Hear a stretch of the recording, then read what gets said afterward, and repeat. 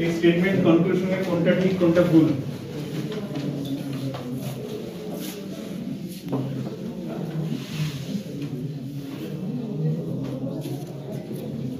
হ্যাঁ, এই স্টেটমেন্ট কনক্লুশনে কোনটা ঠিক কোনটা ভুল? না দুটোই ঠিক না দুটোই ভুল?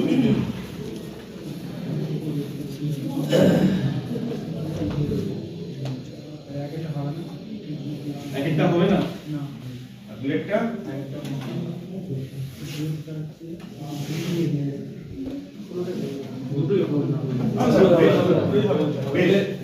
আমি একটা জিনিস দেখাচ্ছি, সবাই মন দিয়ে দেখবে। হ্যাঁ, আমরা যখন ইনইকুয়ালিটি করি তখন আমাদের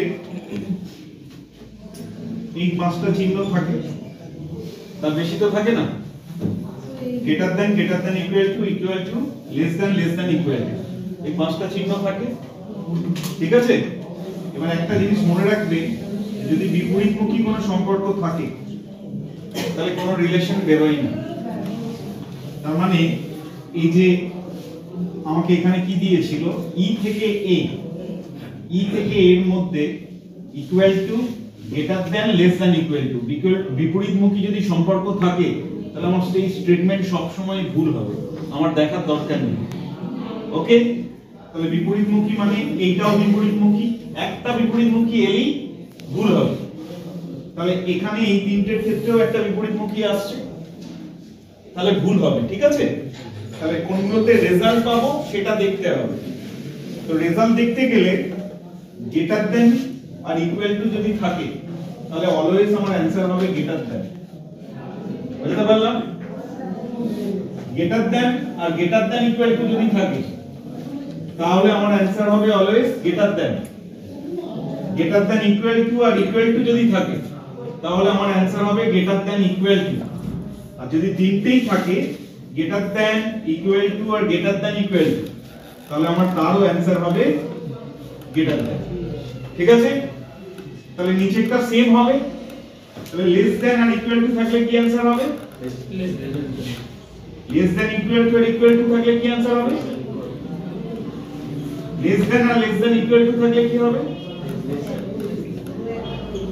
less than, equal to, less than, equal to, এই তিনটে থাকলে মনে থাকবে, তাই তো? তার মানে যদি আমার স্টেটমেন্ট এরকম থাকে,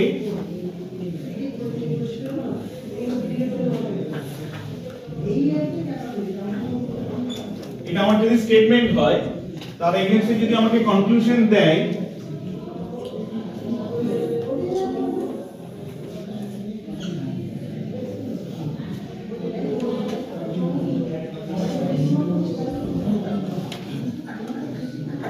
এই তিনটে আমাকে যদি কনক্লুশন দেয় তাহলে কোনটা ঠিক?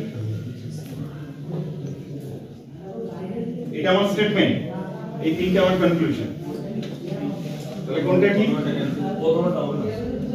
প্রথমেরটা হবে না। বেশ, প্রথমেরটা আমি পরে আসছি। দ্বিতীয়টা কি হবে? সেকেন্ডটা হবে। আর লাস্টেরটা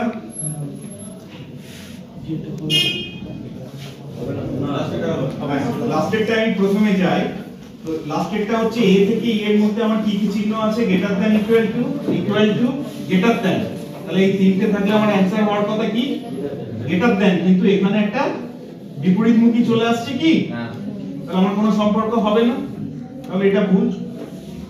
এটার ক্ষেত্রে আসি, এ টু ডি, তার মধ্যে আমার চিহ্ন কি কি আছে? গ্রেটার দ্যান, ইকুয়াল টু আর গ্রেটার দ্যান, তাই তো? তাহলে এখানে আমার রেজাল্ট কি? এ গ্রেটার দ্যান ডি, তাহলে এটা ঠিক আছে। বেশ, এটাকে বলে ফরওয়ার্ড রিলেশন। ওকে, কিন্তু আমাকে প্রথমটাই দিয়েছে ডি টু এ, মানে এটা হচ্ছে ব্যাকওয়ার্ড রিলেশন।